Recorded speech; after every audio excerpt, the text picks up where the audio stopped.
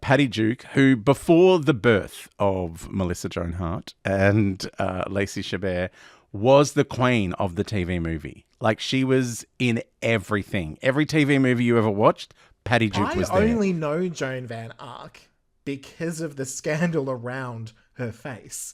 I hadn't seen her in anything before. Melissa Joan Hart wouldn't be allowed to work with Sean Astin because he's too big. Oh no. He's too famous for Melissa. Oh no. But anyone who reminds me of myself, I'm repulsed by. Syrupy Tubcast, oh my lord, it's a Syrupy Tubcast all aboard. Melissa Joan Hart, that's Chabert, that's Lacey, that Syrupy Tub real sure is tasty. Oh my god, what is wrong with me? Hello, Syrupys. Oh, I popped there, didn't I? Syrup. So posh. A posh and a posh synopsis. Hello, Syrupys. This is the Syrupy Pod Tubcast. Syrupy Tub Pod. Tub potato. The Syrupy Tubcast, where we watch made-for-TV movies and revel in their glory and decide how syrupy they are out of a number of tubs. It makes sense to us. It may not make sense to you. Because this was inspired by a Christmas movie, it took a second to figure out that the one we're doing today is a Christmas movie. It is a Christmas movie because it premiered on the 23rd of December, 1990. Yeah. So it was right there in the heart of Christmas. But yeah, there's no Christmassy in it until the very end. Yeah. So yeah, it's not like your regular Christmas movie because it's old. Regular. So this is of the same era as A Mom for Christmas, really. Yes. So it's very interesting to see the difference between them. But very different. But yes, we are doing, our very first was a Christmas movie, so we're doing the 12 Tubs of Christmas, and every Syrupy Tubcast this year will be a Christmas Tubcast. Yay. So I hope you're enjoying this merriment all year long. I've kind of been loving it. Like, these movies taken out of the Christmas spirit really do have to work. They do, absolutely. You kind of see what sinks and what swims. Yeah, because you just sort of go, like, you know, like that Jonas Brothers movie. It's like, oh, it's Christmas, it's fun. Like, if I watch that now, I'd be like, why? Nah. Except for Andrea Martin. Andrea Martin, fine. Yeah. I don't even think I'd like Camp Santa. I think even that would wear me down after a while. Yeah. Anyway, we have a spectacular movie for you today, so I should just barrel on in, shouldn't I? Into whatever it is that we do here. I'll give you a couple of details. First off, the director, Michael Miller, has directed many, many, many films in the Danielle Steele cinematic universe. Yes. Yeah. As I'm sure you could tell from this. What was the movie we came up with that not without my something and it was starring Daphne Zuniga? I don't remember. It was like Not Without My Pencil or something. Not Without My Pencil. It also stars Patty Duke, who before the birth of Melissa Joan Hart and Lacey Chabert was the queen of the TV movie. Like, she was in everything. Every TV movie you ever watched, Patty Duke was there. Well, this is interesting because I actually have a Melissa Joan Hart little tidbit, which is that because I've written who's starring in it, so I might as well. We'll go into that. We've got Stephen Dorff, Joan Van Ark, who was in Knots Landing. I was not expecting, but stole the movie 14 for me. Seasons. And of course, Patty Duke, mother of Sean Astin. Yes. Best known for his role as Melissa Joan Hart's husband in the Netflix show No Good Nick. Oh, he's also in several episodes of The Pit, and it's a heartbreaking story. Look, he's probably better known for other things, but I know him best as Melissa Joan Hart's husband. She's also the mother of Sean Astin, who was one of the Hobbits. That is Sean Astin. No, I mean the other Astin. That is also him. They're not all the same. Isn't... Oh, is that Sean? Oh, I'm thinking of Mackenzie Astin, the other brother. Mackenzie. Sean Astin. No, Melissa Joan Hart would not work with Mackenzie. She's only Sean or He's nothing. the one that's in The Pit. I thought Melissa Joan Hart wouldn't be allowed to work with Sean Astin because he's too big. Oh, no. He's too famous for Melissa. Oh, no. I don't know. I feel like she'd be more... Like, he'd be more known for, like, the big, like Lord of the Rings and stuff. Yeah. I think she's more of a household name. Everyone knows Melissa Joan Hart. Yeah, I know. Even if they Everyone don't knows know Melissa why. Joan Hart. Like, she's insisting on being a household name by coming into our house every Christmas for the movie. Christmas. And she's now back in the news because of Scary Movie 6, because she was originally... This is weird. She says she was meant to be the Carmen Electra role, but her boobs were too small. Oh, wow. Anna Faris seems to think that it was meant to be the lead role. And I was like, maybe it was both. Maybe she was considered for both. But she's now in the news thanks to Scary Movie 25. I'm glad. Anyway, we get quite Melissa Joan Hardy in the Syrupy Tub cast because she's one of the most syrupy of all tubs. She and Lacey Chabert are the syrupiest. Well, they're the face of Syrupy Tub cast, aren't they? They really are. Mariah refused. She's like, anyway, my favourite Patty Duke movie we may have to do one day in the Syrupy Tub cast, which is called Call Me Anna, the Patty Duke story. Heaven. Written by Patty Duke, starring Patty Duke, executive producer Patty Duke. It's a scene, yeah. This is very Mariska Hargitay, like SVU starring Mariska Hargitay, executive producer Mariska Hargitay, directed by Mariska Hargitay. It's very much that. Anyway, we'll find out what happens in this film. Always remember, I Love You, which doesn't even have a Christmassy title, which is unusual for us. It's got no Frosty, no snow. Always remember, I Love Christmas. Like, that will be the Melissa Joan Hart special. That's what it should have been. Yeah. That can be our Lacey Melissa pair up that we've been teasing. Yes, Always exactly. remember Christmas. Always remember, Christmas happens frequently. All right. Are we ready to dive into the tub? Yes. Jing, jing, jing, jing, jing, jing, jing. Poshnopsis, a poshnopsis, a jing, jing, jing, jing, jing, jing, jing, jing. Poshnopsis, Patty G, Patty G. Sean, not Mackenzie. Sean, not Mackenzie. I don't know why I had to make it a jingle poshnopsis. I don't know. All right, so this movie, it starts immediately with credits and the movie at the same time. Yes. They are not messing around. I started watching The Substance, and that had 87 credits before the movie started. Yeah, so there's not much of that movie, which they needed to pad it out a little bit. Yeah. I was very happy to see that this was immediate. And we get Little Dorff, which is, of course, just Dorff. He has no other name. Stephen Dorff, evil vampire from Blade. And that guy who got his willy out in some movie that I saw once. That's the only thing I know him from. When did he get his willy out? I don't know. I saw a screenshot, you know. Oh. But then some people were saying maybe it's not real, so who knows? But look it up anyway for fun. So he's all suited up for a party. Joan Van Ark's original face is here. Very exciting. I know. I mean, I don't know if it's her original. I think it might have been the second. I only know Joan Van Ark because of the scandal around her face. I hadn't seen her in anything before. And it was just when she showed up after years of not being, on the red carpet with a new face that she was in the, what do you call it? The Perez Hiltons and whatnot. Oh, yes. And now I know her for being iconic and having a different face. Yes. So I was very happy to see her work. I was like, good. Get that work, Joan Van Ark. Because I've been watching so much Knots Landing, I forgot she had a normal accent. Oh, really? What's her accent? Well, because Knots Landing is a spin-off of Dallas, and she and Gary, her husband, so she's Valine, and Gary, Valine. So they've come to Knots Landing from Dallas. So they're both a bit southern. Okay. And so she's very young at the start of Knots Landing. And then very old by the end. Yeah, it went for 14 years. Oh, okay. There you go. They all got through 3 faces at least during that show. Good for them for affording it back then. I know. So it's Dorff's birthday and he gets a cake, so it's very exciting. Mm-hmm. And he really wants a car, but they get him a watch instead. His parents are like, no car yet. You're not ready. But he's a little watch, and he seems pretty upset about the watch. Dad is busy. Busy. I don't have time. Busy. All the time busy. What is Dad's problem? We're meant to be going to the game, whatever, the baseball, the basketball, whatever it is. Some game-ish thing. And he's like, game business. Sorry, mate, can't. But, Granddad will go. So that's good. Granddad, who's Sam Wanamaker, father of Zoe Wanamaker. Anyway. Oh, who's that? Do I know her? She's the flat woman in Doctor Who. Oh, the skin. Yes. Oh, I love the skin. Yes. Reese. I don't understand. Moisturize me. I I was at a fan convention, a comic, no, not comic, what is it? Science fiction convention on the weekend. Okay. And there was Nerdlesque, which involved someone dressing as the piece of skin. Amazing. And being turned around. I'm just imagining that she was mistaken for a cosplayer, taken up on the stage and won. You know? Oh, yeah, maybe.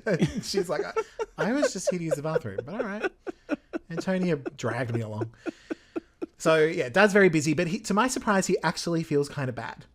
Like, he is talking to Joan Van Ark saying, you know, like, I wish I wasn't so busy all the time, blah, blah, blah. Yeah. And they actually seem like a happy couple, which never happens in these kind of movies. And so my prediction was they're definitely going to die. But that does not happen. But it was just that feeling of like, they're too happy. They feel too together, yeah. Then we get a creepy dream sequence with a swing and a fence. And what initially I thought was Bubbles. Because there's just this shadowy figure with its arms out.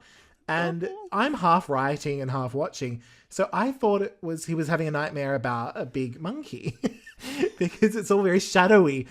And it wasn't until later that I realized it was a scary man. But because it's just a shadow and his arms were out, I was like, Bubbles? I wish LaToya showed up. If LaToya showed up, it would be heaven. Right. So, of course, you know, Dorff is having these little bad, weird, flashbacky kind of dreams. He's also working as a Girl Friday at a law firm where I think some shady shit might be going down. Absolutely. You don't get that angry when someone walks into your office and you're head first into your safe that you don't ever lock. Yeah. It's like 1990. Did safes even have locks in the 90s? Look, they didn't invent them until like at least the 2000s, I don't Absolutely. think. Yeah. They were just a Hollywood construct up until then. Yeah, it was just pretend. No one had a real safe in real life. No. And then, of course, like within minutes, old mate Paul, the guy with the safe, lack thereof, the dodgy was lawyer, getting arrested. So I was like, okay, this movie is gearing up already. Yeah. Like, I was like, something might happen with him. And then it does. It does, straight away. And very quickly, we're back home with the parents who are arguing about this Paul guy. And then accidentally, very quickly, reveal that Dorff is adopted. I know, adopted. I'm adopted. I just found out. I was adopted. You don't understand. My parents never told me. So then, in true daytime made-for-TV movie fashion, we get an ad break. Yes. It's amazing. I love that you have managed to find on YouTube the version that I watched. I can't believe it. Channel 9. Channel 9. Someone, probably you, were recording it. I did record it. Did you? When it was on, when it was repeated later, I recorded it because I was like, oh, it's on again. I've got to tape it. I can't miss this movie ever again. It's the best film I've ever watched. That's fair enough. Yeah. So after the ad, we get Granddad. He comes back to the school. He comes back to school. He comes back and he's at the school chatting with Dorff to comfort him about his adoption. His adoption. And Dorff is being super dramatic. Oh my God, he's so dramatic. And like it's award-winning drama. It is. He's all in. He did win an award for this performance. Did he really? Yes, he won the Young Artist Award for Best Young Actor starring in a TV movie, pilot or special, 1991. Was this like a Saturn Award or something like that? Yeah, was like that. The name Young of it? Artist Award. I was like, I reckon Milana got a few of those. Oh yeah. So she's definitely got at least 2. Oh yeah. My favorite part is Granddad seems really important at this point, and then we never see him again. I know, and they've got Sam Wanamaker, who's like one of the most respected Shakespearean actors of all time. Like he was behind the push to rebuild the Globe in London. Like he was involved in all that kind of stuff. Like he's a big deal as an actor, and he's got 3 lines. It's like, okay, thanks. That's all they could afford. Thanks, Sam. Fair enough. Because I was like, surely he'll have feelings about this, but no. Then we find out that old mate Paul, who got arrested, was apparently involved in stealing babies. And Dad is worried that Dorff's paperwork might not be in order. And Paul is like, nah, it's fine. You're totally fine. Dude. Don't worry about it. And then Don't worry about it. in the very next scene, it's not fine. It's not The paperwork is not okay. And old mate Dad has to tell the mum, Joan Van Ark, that Dorff was totes stolen. Totes. Totes stolen from Paddy Duke, it turns out. From Paddy Duke's front yard. In black and white. Yes. Bubbles was there. Latoya was around the corner. Like, it was a beautiful, beautiful day. So then, my favourite part of this whole moment is Mum, Joan Van Ark, just subtly but firmly confirming that it was Dad's swimmers that were the issue. Oh, yeah. You know, we tried and tried, but your dad... Oh, But we your just dad- couldn't do it. But it was your dad. I could have had kids. Yeah. It's your dad who couldn't. But your dad, And your when we dad had really to- wanted to suck cock during sex. I didn't have one. I had to get in a third. Your granddad's not Even your they couldn't granddad. help. They end up paying $20,000 for the pleasure of all of this. They bought a baby. They Yeah. literally purchased a human being. Yeah. And then they have to break the news to him. And it's just kind of like, That he was you on know, sale. your dad couldn't have the kids and stuff. Anyway, so we bought you. You were stolen. Yeah. We just found out, though. So can't be I like that they imply that, like, we bought you from someone who wanted to sell you. And then it's like, actually, nah. Yeah, ... stolen. Yeah. fine. Shoplifted from the front yard. Yeah, Winona. We did a Winona. We did a A Winona or a Dorfshin, if you will. Dorff. So Dorothy's very mad and bangs a wall with his palm. So that Oh, he tells does. you I'm mad. He gives it And a then, good hard bang. right, and breaks the picture frame on the mirror thingy, and Yeah, it's a whole thing. very It's very symbolic. dramatic. He then storms into Paul's office, who is for some reason still in this. Don't know why. I know, he gets taken away by the police and then he's allowed back in his office to get drunk and pass out in his chair. Yeah, I don't understand. And smoke too many cigarettes in And his office. It was the night. Yeah, like you said, super smashed. But I will say, Dorff gives him a wonderful slap, Oh, yes. which comes around later. And I was very happy with this. And then he finds a file which we assume is about him. Yeah, it's got his He's like- surname on it. A file. I don't remember the surname at this point. His name's Dorff. He doesn't have a surname. He does. But Because they're a proud family, and my That's father went to true. this school, and my grandfather went to this school, and you know all that business. yeah, that does come up. Do you know this is? I've watched this film like 12th times, and this is the first time I noticed that they had a surname. Oh, really? So you're forgiven for thinking it must be his file, but yes, I heard because the grandfather says you're a blah blah, which is their surname. I'm like, oh, is that their name? Well, it's like, and then that's the name that turns up on the file. I'm like, Oh, now see, you have to be in the know. You have to do some behind the scenes research to find that out. because until now they were always Joan Van Van Ark. Ark Patty and Duke, David Burney, former husband to Meredith Baxter Burney before she became a Oh. lesbian. Yes, fair. What This was is Meredith how I know Baxter everyone. Burney in? Sam Wanamaker, father of Zoe Wanamaker. Yeah. This is how we cross over. It's always coming back to Melissa Joan Hart. That's what Yeah. meets in the middle. Yes. Is because who was Meredith Baxter? What was she in? She was in Family Ties. Yeah, okay. She was So the she's in one of the 80s situations. one of the many. What was I going to say? Oh, Malcolm in the Middle. That show, I never knew they don't have a last name in like 7 seasons. Apparently, there was one written like in the pilot, and they just cut it out, and then from then on, it becomes an in joke that no one knows their last name. I think it's in the middle, but that's just me. In the middle. Yeah. All right, so we have another ad break, and then Dorothy takes a bus to Ohio and goes to a library to look at the old newspapers on the computer thingy. Oh, on the microfiche. Yes, that comes up more than it should. That word. There's a lot of microfiche. Yeah. Like when I was a kid, that's how we had to look at things at the school library. I don't think we had access to any of that kind of thing. To be Oh honest. no, we didn't have newspapers. As was just the looking at the catalog to see if you could order the book that you wanted from another school. Yeah, that was basically us as well. Yeah. Yeah. Then he finds an article about a missing kid and just immediately assumes it's him. There's no other missing kids in that entire decade. It's a very small town. It's true. So then we get the return of the slap, which is when Joan Van Ark goes in and slaps Paul as well. Yes. You don't really Paul need is to know getting anything else slapped about from this scene. arsehole to breakfast. And I was like, you cannot tell me that she is not his mother, because those slaps were identical. Yes. So he's been trained well. End of movie, end credits, roll. Do you think that was like, because they would have like that, it would have been cheaper to film all their scenes with that guy on that one day. Yeah. And it would have been Joan Van Ark going, I've been doing a soap opera for a long time, Dorothy. Come and watch this. Do it like this. Yeah, absolutely. I'll show you how it's done. And he's gone, ooh. I'm going to borrow that. Then Dorothy's in Ohio and he's riding a bike like Jessica Fletcher to the Munro house. So the Munros are Patty Duke's family. It just had that vibe. It was just a casual, and I was like, yeah, get it, Jessica. Have Jessica you seen Dorff. all of the Jessica Fletchers riding their bikes? No. Is it a compilation? It was a thing on YouTube. No, not on YouTube, on TikTok. There was like a Murder, She Wrote convention, and it took place in the town where they filmed the opening credits. And a whole bunch of Jessica Fletchers are just riding through the town on their bicycles. I need to see it. So, all of the Jessica Fletchers and Dorff are at the Munro house, which is Patty Duke's house, where he sees this happy family. So he doesn't go up to them yet, but he just, they're happy. He hides behind a tree like a proper creep. Yes. We then get another flashback of Bubbles kidnapping him. And this is when I realize, it's a dude.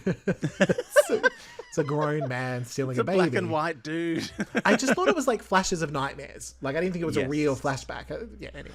Well, I think that's what it's meant to feel like until he has the realization that, these aren't nightmares. This is a memory of something. Yeah. And so he thinks, well, what am I going to do? I've just come across the family. I'm going to go camping and do some star jumps. So that's usually how I deal with these things as well. Yeah. He then begins following OG mum and dad, so Patty. Yes. And because I had to keep up, I was like, okay, it's OG and Joan Van Ark. Patty Duke. He walks past OG mum, Patty Duke, and she nods a hello, but gives a wondering look. And then Patty always knows. Then she doesn't wonder at all. But she doesn't for the rest of the film. Like, she gives him a wondering look of like, maybe. And then he's in her house and she's like, not even thinking about it. It's like, nice, probably not my son. She is. So that night, Patty looks at old photos and has her own flashbacks. In black and white. Right? In black and white. The little kids are playing and she goes inside to answer the phone and one of her kids was taken by Bubbles. Yes. It all tracks. Yeah.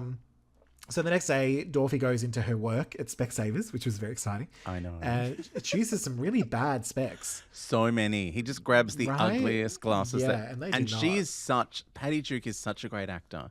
She acts like those terrible glasses look okay on him. Yeah. And they also touch. Not terrible. They touch quite a lot, and I'm concerned they're going to kiss. So it's like she's very handsy. She's handsy, and I love that the glasses cost $50.01. But she's like, 1 cent. Don't worry about the cent. Don't worry about the cent. Got it. I'm your mother. It's fine. I can afford that. I'm Patty Duke.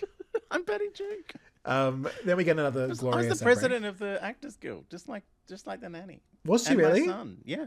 Oh, because he is now. Yeah, he is now. Oh, how fun! Only the best. Yeah. I rewatched Beautician and the Beast, and it's basically the nanny and Fran Drescher as the president of the SAG-AFTRA. Yeah. Like, that's the movie, because she just goes full union on everyone. And that guy, Timothy Dalton, hot. Oh, he was. Did not realize. He was James Bond. Well, he was like, because I was probably 7 when that movie came out, somewhere around there. So he's just an old man to me. And man. When I look at him now, I'm like, oh, okay. Oh, and he's still very attractive. Yeah. As his age. How very dare. He was in Doctor Who. Oh, was he really? Yeah, he was Rassilon in Heaven. We need I think Fran he was in the Doctor episodes where David Tennant died. Oh, no, not David Tennant. We need Fran to play the sibling of Nicole Kidman in Doctor Who. But she's just hair. That's what we need. Reese, you don't understand. That would be amazing. My sister, I need her hair. That's the twist at the end of the episode. Nicole's got Fran Drescher hair around her because she killed her. Took her hair. So then we have the Patty Duke mum and Dorff. They're at the diner. I don't remember anything else about that. I know that he went to a diner when he first got there and there was a lady and she was like... Oh, yeah, he keeps going to the diner and the lady's like, I think he's a runaway. That's right. They think he's a runaway, which Patty is Duke's technically true. And Patty Duke's go, what? He seems like such a nice boy. He couldn't possibly be a runaway who'd stolen money. Yes. He has so much money. Like, Right. I mean, I know he's wealthy, but where's the money coming from? And they still can't find him. Did he sell the watch? Do you think he sold the watch? Maybe. I didn't like it. They cut that scene out. Yeah. Then he goes to the school to creep on his brother and ends up playing some basketball. A little bit of a basketball moment. It would be creepier if he was like 18, but because he's under 18, it's not as creepy. It's not as creepy. If he was an older brother, there's a bit of a problem. He then gets a flat tire on his bike, so his brother, who doesn't know that they're brothers, lets him come back to the house and fix it there. It's like, just come on back, ride your flat tire, and you can fix it there. And most people just do it on the street, but sure, come all the way to a house. Yeah, and we'll ride there on your flat tire. It's okay. Meanwhile, Joan Van Ark is slowly making her way to Ohio. So there's I'm in a phone booth and I'm telling old mate that I'm going and maybe I'm on a bus. Like, it's just moments. Yeah. She's flown to Ohio and she's been in several different hire cars. Yes, exactly. I will say the brother was very good casting because when they had like slow close-ups of them, I was like, oh, they look alike. Like, they're different enough. But I was like, oh, no, I can see this. So they look like me and my boyfriend when I was 19, Trevor, who I was frequently mistaken for. Oh, my God. That's terrifying. If you ever thought I was really needy, yes, I will raise you. See, I am kind of the opposite. I'm so self-hating that anyone who reminds me of myself, I'm repulsed by. Sometimes, someone will start talking to me. I'm like, you're really nice, but you kind of like me, and I don't want to fuck me. Yeah, so I would date me, but I don't want to have sex with me. You would have dinner with you. You're fun at dinner. Yeah, wonderful. But shushy now. We're doing the sex bit. Yes, Stop talking in the sex bit. Oh, my God. So OG Mum Patty is suspicious as hell and assumes that old mate Runaway is on drugs. Yes. He's trying to convert our son to drugs. Yes. Maybe drinking and smoking. All of it. And by the way, the son was one of the kids in the original It. Oh, fun. That gets, I didn't look him up. I should have. Yeah. I looked up. He did not do much afterwards. Okay. For Liam. Him and Jonathan from Who's the Boss? What's his name? Danny Pintaro. Oh, Danny Pintaro. Being best friends. It's Danny Pintaro money. Yeah. Do you know he offered to come on Will and Grace as like a little cameo because of those jokes? Yes. And they wouldn't. So I'm like, that's unfortunate because they had anyone. Yeah. And I was like, poor Danny. So we get another ad break and then it's basketball part 2 where brother asks Dorothy, is that your basketball? I'm playing basketball. Yeah. Finally, the wrist comes in handy. If you're watching this on YouTube, if you're not watching this on YouTube, I just played basketball. Yep. Which is also the same motion people do on the back of my head at various times when we're hanging out. I don't know why. It's very gentle, though. I'd assume they go a little harder. Oh, yeah, no, usually it's a little bit more pressure. Stop playing basketball with me. You know when you're up the top and they want to push you down to the bottom? Yeah. And they keep doing it repeatedly and you're like, I am not a basketball. Stop pushing me down there. I mean, I am, but I'm mildly deflated. I don't mind going down there, but yours smells. No one likes a smelly basketball. No one likes a smelly basketball. So OG brother asks if Dorothy is a runaway because his mum wants to know. And Dorff admits it and then shows him his tent. And that's not a euphemism. Pitches a tent for him and also shows him where he's been sleeping. And John, the brother, invites him for little din-dins. It's like, come on then, come home for dinner. Where they talk making mashed potatoes. Yes. They talk a little bit about baby cheeses. And what's interesting is Dorff's kind of clocking it, but then it doesn't come up, which was fun. There was some subtle moments in this movie that it's like, oh, they didn't hammer that home. It's just like, oh, this is a little different than how he lives. And we don't need to spell it out. It's just kind of him noticing. It's just when Mum says, I think he'll appreciate that. And he's like, yeah, I did. And like, no, we're talking about Jesus. Yeah, Jesus. And little sister's there making the occasional comment, which is fun. Yeah. It then starts snowing and brother is worried about Dorff out in the snow in his little tent. Yes. How is he going to pitch a tent when it's so cold is, I think, what he's worried about. Frankly, yeah. And so he ends up telling... Also, where is he going to sleep? Yeah, also, where is he going to sleep? So he tells OG Dad, and they go out to find him, but he's not in his tent because he obviously couldn't pitch it in the cold. But they find him wandering out on his bike, which I guess is fixed now. We then get another ad break. So Channel 9 loves an ad break. They do. Afterwards, the parents say, okay, you're going to stay. We can let you stay. It's fine. Mm-hmm. And I've written how they haven't thought about his age, and the fact that they have a missing son of their own is beyond me. Like, they never once go, oh, our son would be this age. Like, no, just... Oh, but there's moments where you go, oh, she's been thinking of all along, but has never... I love that it's not like movies now where they would hit you over the head with it. Yeah. Like, well, normally even then they would hit you over the head with it. Even then, I think this is this. One of the reasons I love this movie is that it lets you in on stuff without kind of going, "This is happening." Yeah. Well, because my feeling around it was that it's making her think of her son, her missing son. Yes. But that she's not putting them together. Well, that was my feeling. It's almost like she's like, well, if my son was to turn up somewhere, I would hope someone is treating him the way I'm treating this boy. Yeah, this boy who couldn't possibly be my son. He couldn't possibly be her son. Like, she's just, he's just some rando. But also he might be. But, it's like, I feel like he's in a quantum state for her. Yeah. He's Schrodinger's missing son. Yeah. He is my son. He's not my son. He's some guy. And then that's that other son that I've got. In case my other son was... somewhere being treated nice. Yes. I want to treat him the way I want my missing son to be treated. Yeah, isn't that the way we all want to be treated? The way Paddy Duke's missing son. Yes, exactly. Sold to rich people. Rich people, absolutely. Are you kidding? Rich people who are nice. Nice rich people. Nice rich people. Dad was a little bit ignory, but that's about the worst of it. Dad's in the 90s. That's probably the best dad in the 90s, really. Then brother tells Dorothy about the stolen brother, and still he hasn't put it together either. There's also a lot of chemistry between them, and I'm concerned they're going to experiment. Oh, absolutely. Right? It's not just me. I was like, these two have chemistry. What is happening? I was like, what is happening with the brothers? Right? The brothers this is not okay. friendly. Mum was very touchy before. There's a lot going on. So the parents end up saying you can stay, but only if you're not on drugs, and you also have to call your parents to tell them that you're safe. And there's a little bit of a negotiation, but they agree. Dorff also offers to help out to earn his keep, which is very nice. Yes. What I said, adopted dad gets a message from Dorff and cries. Why did I write that? Oh, he leaves a message. Yeah. So adopted dad. Dorothy leaves a message. Yes, that's right. I thought I'd written... And he sits there going, and he listens to it over and over again, because of course he didn't answer the phone because he's too busy. Absolutely. The reason I got confused then is because I thought I'd written massage. I hadn't, but I was like, adopted dad gets a massage from Dorff and cries.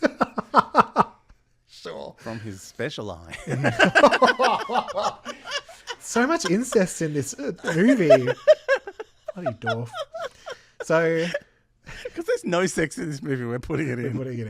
Dorff cleans windshields, which isn't sexy. At Dad's, unless Paris Hilton's doing it. Yes, exactly. At the OG Dad's work. God, this is confusing. Yes. And brother starts getting hella jealous. He gets so jealous. Totes jelly. Then, of course, thankfully, we get some Joan Van Ark, because it's been a minute. Oh. And she shows up in town. She's been driving all over Ohio, and she's made her way to this diner. And the diner lady tells her, I think he's safe, and sends her to Specsavers to find OG Paddy Duke Mum. So they meet, and it's this lovely little moment where OG Mum is like, I lost a son once, so I understand. And Joan Van Ark is clearly aware of what she's talking about, but doesn't want to say, just in case. We're talking about the same kid, but I can't tell her. Talking the same, but I don't think he's told her, so I'll just keep still on it. And then, even though she's clearly crying a lot. This is uncomfortable. And then Paddy's like, Totes right? Paddy is like, I don't think you should just surprise him at the house. That doesn't feel appropriate. Also, I really loved her reasoning for it. She goes, I don't want my children to be around whatever conflict is going on between you. Yeah. And I thought, oh, that's nice. That's like I want you to reconnect with your son, but I don't want any kind of whatever it is that's going between you to happen in my house where my children are, and they need to be protected from emotion. And as you were saying before about some of the subtlety in the writing, like they could have made this a moment where they both become really like, you know, I'm the better mum than you and blah, blah, blah. Yeah. And they really don't. It's just kind of like two different mums, different ways that they might have parented. Yeah. But it's all okay. And so they organised for Joan to call later that night and then organise a little catch up. We finally get a brief mention of Christmas. So at this point, I'm like, okay. Because up until this point, I'm sitting here going, has Fab accidentally put this movie in our Syrupy tub? Like Christmas tubness? No. It sneaks up on you, doesn't it? It does. Because this was, again, I watched this at Christmas. Yeah. And it was because it was, you know, summer ratings. And I was like, oh, I'll just watch whatever's on. And it's Patty Duke. I taped it because I had Patty Duke. Obviously. Because she made so many great made-for-TV movies. I was like, it's going to be amazing. Yeah, whatever it's going to be one of her real trashy ones. I can't wait. And also it had Valane. And then I watched it and was like, oh, this is actually quite good. Yeah. And it's not very Christmas. Oh, it's Christmas. Now it's Christmas. So the next night, or that night, sorry, Joan calls and they agree to meet tomorrow. And they're going to do a little after lunch thing. Then she calls OG dad, no, not OG dad, adopted dad, and asks him, will you travel down so we can see him together? They meet at a hotel, and it doesn't really get them anywhere. Like they see each other, okay, you're safe, but that's about it. Then I'm not coming home. Back at OG. I don't like you thieves. Thieves. Baby buying freakos. Jeez. Then hate my adoption.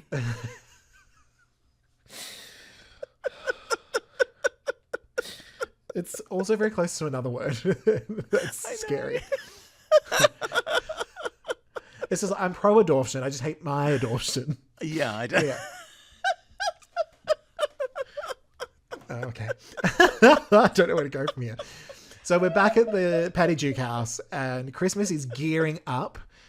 It is. But OG bro. She's bought paper. She has. To wrap things. I'm like, they leave things late in America. They do. I reckon Joan Van Ark, like Candy Spelling, would have a gift wrapping room. Oh, absolutely. Yeah. Christmas is happening and OG brother is still having issues. And as they're sort of tidying up the backyard with the leaves and stuff like that, it's the backyard from the flashbacks. And old Dorothy sees Bubbles again. Like, Bubbles? I've seen the fence because he's bending down to pick up the leaf bag. And so he looks. And he sees the fence from the angle of the nightmare. It's like, is that Patricia? She's...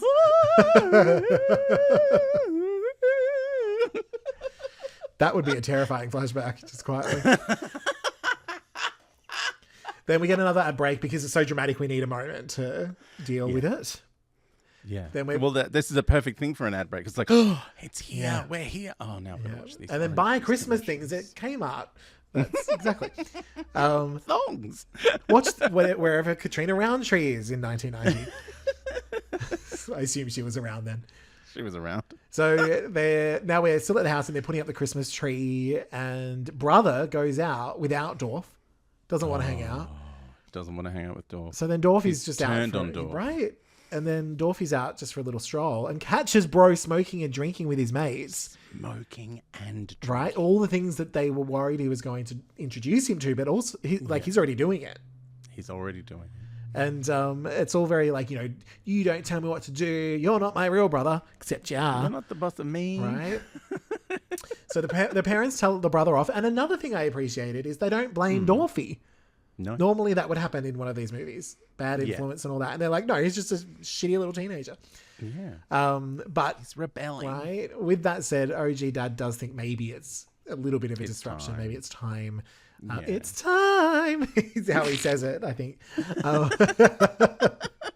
Come on, Patty. It's time. And then Mariah just bursts out because it's Christmas. While Patricia sings in the background, Dad says, "We're the best family I know," and it's an odd statement. Look, we're the best family I know. Okay, sure, confident. I think he's being wryly amusing. Maybe. He says he can't replace their missing son with this fake son. Like, it's not ours. Yeah. And Patty Duke mum admits that Joan Van Ark mum is in town, but she didn't tell OG dad because she was scared he'd send their new fake but actually old real son away. So new fake, because but actually old real she son. feels that is the son on some level. That's the thing where she, that moment where she's like, "Oh, you won't believe what happened today," and she goes to say about Joan Van Ark turning up, and she says something else entirely. Yeah. And it's like, oh, she suspects. She doesn't want to let go of the baby. Right. And even if she isn't specifically suspecting that it's her son, she's like, well, he's a good replacement. I like him. Yeah. He's a decent second chance. My son's smoking and drinking. I can smell it on his clothes when I wash them. So, I like this one better. Yeah. We might have Dorff him. Let's have Dorff him. Well, let's have Dorff him. Let's have a full-on adoption right here in the house now. Christmas adoption. Always better. Christmas adoptions are always better. There's a Folgers tub right there if anything goes wrong. I don't know. You get a free house. Some syrup. It's delicious. Syrup in a tub. Oh my god. Oh my god, a syrupy tub adoption. Okay, so then we're at church. And Patty is singing with the choir, and brother does some heaven face acting. Yes. Like, I'm still mad at you, but I'm not saying it. I'm just showing it. Then they get into a basketball argument. And that's how you fight things out. It's a whole moment. Ad break. So I think this is our last ad break. So gear up, because things do. Is the basketball argument, is that the one that ends with them hugging? Yeah, I think so. And then they go pitch a tent and then find somewhere to sleep. Yeah. That was another moment. I'm like, you're hugging too much, guys. Yeah. Look, they're not brothers in real life. Too eager to hug. Yeah. We were worried they were going to experiment on screen, but they could have been experimenting off screen. Yeah. I think they may have been. God. So after the last ad break, Joan Van Ark is sad but glamorous, playing Christmas carols on the piano. It's I'm very amazing. Sad, but look how good I look. I know. But everything in my life is perfect, but where's my son? Where's my adopted son that cost me $20,000 from the black market? God, my adopted son. And Daddy's so distressed, he takes off his bow tie. I know. He's like, I'm just so stressed. So I had to act it out for the YouTube. That's how rich people grieve. That's true. Now we're back at Specsavers, where Paddy tells Dorff that he should forgive his parents, and then they have a little cuddle, and it's a nice moment, not too creepy. Then the brothers make up over basketball. So there's a few basketball moments. So the argument was just the argument. That now is where they make up. Now is where they have they hug each other way too close. Yeah. People don't know that they're related. Yeah, a groin hug is actually it's a specific kind of hug. Yeah, you're meant to what is your it, groins away from each other. What is it called when you it's hugging but you're inside each other? What sort of hug is that? That's bum adoption. You adopt someone else's genitals inside your own. I hope that doesn't cost 20G. Again, it's a really good one. I think they're called bum cuddles, those ones. I saw a clip of Desperate Housewives where the Mrs. McCluskey, I can't remember, Catherine Junston, I think her name was, Justin. She tells the gays in the neighborhood to just kiss their bottoms and make up, because that's what she assumes that they do. Just kiss each other's bottoms and make up. So Dorff, then they're all at home, and Dorff gets them to take some family Polaroids using some rando cousin or something to take them. I don't remember who. No, she was at the start when he was creeping behind the tree. They were looking. He was looking at two girls, and one of them went with another family. Oh, okay. So I think it's some sort of looking after situation that, again, just is there. It doesn't need to be over-explained. Why would she be with her family on Christmas? It's Christmas Eve still. Yeah, but it's still, you don't normally go, anyway, little girl. Maybe they're working. I don't know. Probably. Maybe she's Santa's daughter, Could be. So he gets two Polaroids, and you can sort of tell, okay, one's for him to take and one's for them. Yes. And so Christmas morning, we see good old Dorfy returning home to his adopted parents. Yes. But he leaves. Very adoption Christmas. That's another Melissa Joan Hart Lacey special. But he leaves Patty her Polaroid and a note saying he loves her and that he's happy she doesn't have to worry anymore, and signs it, your son, Greg, whoever that is. And what's the name of the son that got stolen? Right.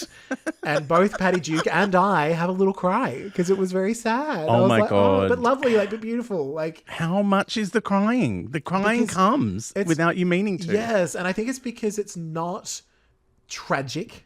Yes. It's also not overly, like, overdone and so sugary, and it's just an acknowledgement.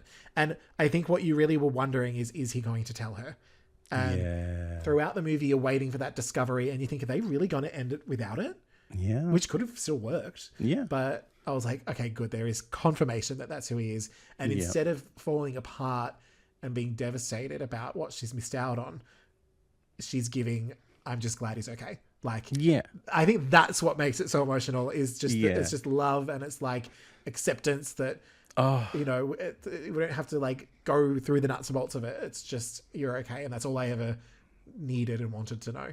Yeah. And all the time she says, like, oh, you're such a great boy. You're really good. And you're such a wonderful young man, all of that stuff. And so you're like, oh, she knows that he has had a wonderful life. Yes. And also his moment of realizing that he's causing problems for John by being there, and that it's, just as his parents have done something which has upset her family and upset him, he's like, oh, well, me being here is doing the exact same thing. Yes. I'm upsetting the apple cart by inserting myself into a life that is no longer mine. And I love that all of that is there, but it's not kind of like, we're not hit over the head with it. Yeah. It's really subtle. It's really beautiful. Patty Duke can act the shit out of reading a fucking letter, though, can't she? Yeah. And also there's this feeling of like, he can always come back. And probably at some point she might even tell them straight away that that's who he is. Yeah. But that it's not sort of this thing of, well, now that door's closed forever. Yeah. Because I feel like sometimes in these movies, you either feel like, you need to know exactly what happened, or it's completely done. And this was just like a snippet in time. Realistically, they'll probably see each other again. Yeah. And maybe even have a relationship at some point and figure it all out. Here's my kids. I'm having this. That's going on. Yeah. Please don't sue my parents. I actually am happy with the adoption after all. I love the adoption. I mean, I do wonder if there's a world where we get the sequel where they're all in court and it's a headline news. But could it be over something else? Like maybe the little girl maybe they adopted her. Maybe they stole the little girl from someone else to replace the son. Oh my God. It continues. It's an adoption city. Yeah. She's played by Tori Spelling in the sequel. Oh my God, I would love it. Okay, so I think I'm glad you connected with it. Like I had no idea what I was going into, but no, because I think when you'd mentioned it before, and then I'm thinking, as soon as I saw Joan Van Ark, I was like, this could go anywhere. I was like, this could be real trashy, but it wasn't. It was quite classy for a made-for-TV movie. Yeah. I'm like, oh, sometimes you do get a decent one, and like everyone's really good. Like even Richard Mazer, who plays the OG dad, like when she's something happening, and he's like. He just taps his cheek and she has to go and kiss him, and it's like, oh, that's so cute. Yeah, nothing was sort of overplayed. No one was a douchebag, really. Even the son, even the brother being a little bit douchey for a moment, you kind of get it. Yeah, there's like an interloper in his life all of a sudden. Yeah, it's an anteloper. An antelope. A dwarf. Great big dwarfy pointy things. God. The antelope. Yes. So, my overall summary was it's definitely got some of those made-for-TV vibes, but it does sort of elevate. It has a tub. It does have a tub. I like how it was resolved, but it's not crazy syrupy. Like, it's not like I'm not overdosing on syrup. And it wasn't sort of necessarily tied into a bow, but you have a good feeling walking away from it. Yeah, you feel kind of, you have that Christmas, that Christmas isn't great for everyone feeling, but it's still, there's been a gift of some description. Yeah, and it sort of doesn't dwell on the past either. Yeah. So I've gone for a 4-tubber. Ooh. It's probably diet syrup. It's not the most syrupy version of a Lifetime movie, but I think it's a solid 4. I mean, Patty Duke gets a whole tub to herself. Joan Van Ark's face gets a whole tub. So a Dorfchen gets a tub. yeah, absolutely. And then I cried, so one more tub. Yeah. I mean, I remember the first time I watched it and the torrent of tears that came out. And then there's the end credits. You're like, what?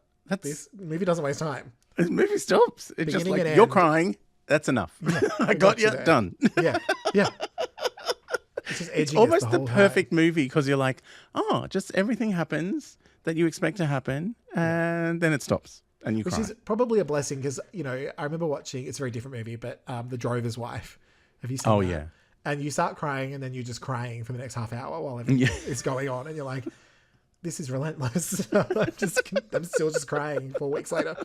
Whereas this is like, okay, cry. Okay, done now. You can go back to life. Okay, enough crying. Thank you. So how many tubs would you give to always remember you're adopted? Well, see, it gets a full 5 empty tubs because it's amazing. Okay. But as for syrup, it really is just syrup in the casting. Yes. Yeah. So like you, I think we get to a 4 syrup. Yeah. There's some syrup in the tears as well. Yeah, many, many syrupy tears. Also, like we need a great big bucket of syrup for the woman that works in the diner who seems to know everything all the time. Yep. The most knowledgeable diner woman ever. And diner women are usually pretty knowledgeable. So yeah. I think he's a runaway. Well, you found him. yeah, I know where he's staying. Over there. Over there under a tree. He didn't go very far. But yeah, I love it. And I love that it's incidentally Christmas. And even though it premiered Christmas week in America, and I watched it at Christmas here, it does feel incidentally Christmas. Yes. Yeah. Nothing's shoved too far. Yes, there's no, there's a mention of carolers. Oh, that's what she says. She's like, oh, you never believe who came in the shop today. And he's like, who? And she's like, oh, the carolers. Joan Van Carolers. Joan Van Carolers. Yes. I love her. All right. Well, should we exit the tub and let everyone know what the next syrupy tub I'm very excited about the next syrupy tub because do you remember the name of it? Looks. I don't remember the name of it. It's because you gave me 3 different names for it because it is an easily confused name. What did I give you? Oh God. I don't know. It's one of those things that does it have an S on the end or is there an apostrophe? I think it's so the movie is Sunday at Tiffany's or Sundays at Tiffany's. Sundays at Tiffany's. Or Sunday at Tiffany's or Sundays at Tiffany *S. Or right. It could be any of those. It changes every time you watch it. They like to keep you guessing. And it's our first. You got to mention this week. It's our first Alyssa Milano Christmas. I'm very excited about an Alyssa Milano So Christmas. very much looking forward to that. There's Someone Comes to Life. It's all the classics. Oh my God. Yeah. Are there exciting. mannequins? Sadly, no, but it's. I'd say there's some inspiration via mannequins. Because we've had mannequins and we've had a mannequin and a. Oh my. Yes, the toy soldier, the Nutcracker, Syrupy Nutness. Yeah, that was good. That's definitely a favourite for syrup. And we've had the Coming to Life Snowman. So I'm excited about another Coming to Life-ness. Yay! So, you know how like there's different subgenres of everything now. Like you can be into romance and then romantasy, which is romance and fantasy. Yeah. Or you can be into fantasy and you can also be into mystery detective novels, which is also known as fistery.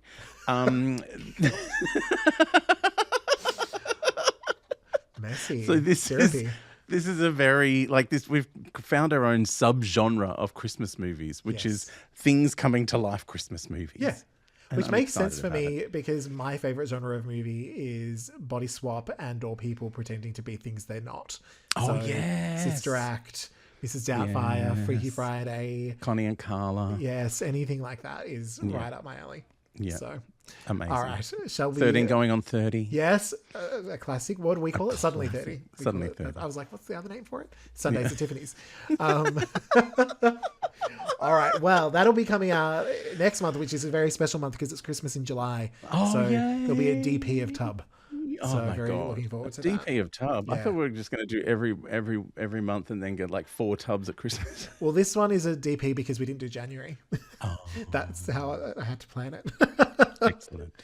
All right. Well, until then, bye, Syrupys. Bye, Syrupy. Syrupy Tubcast, oh my lord, it's a Syrupy Tubcast all aboard. We hope you had a real nice time, cause that Syrupy Tub roll sure is fine.